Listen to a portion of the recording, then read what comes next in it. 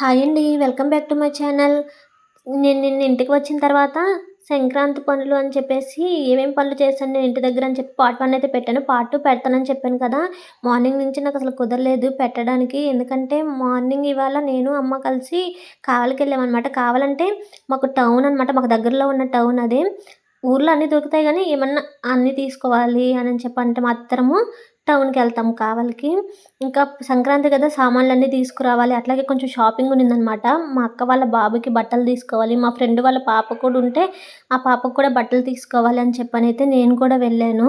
బట్టలతో పాటు పట్టీలు కూడా తీసుకొచ్చాననమాట. అందుకోసమే నేను వెళ్ళాను.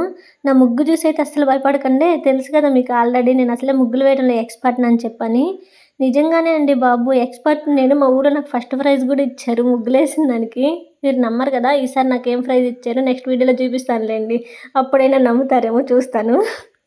నిన్న ఇంక అన్ని పనులు చేసేసరికి ఈవినింగ్ అయిపోయింది. ఈవినింగ్ అయ్యేటప్పటికి ఇంకా నీళ్ళు కాసేసాననమాట. నీళ్ళన్నీ కాసి నేను కూడా పోసుకునేసాను. మా అమ్మ వచ్చేటప్పటికి మా అమ్మ కోసం కూడా నీళ్ళు కాసిపెట్టి రెడీగా ఉంచాను.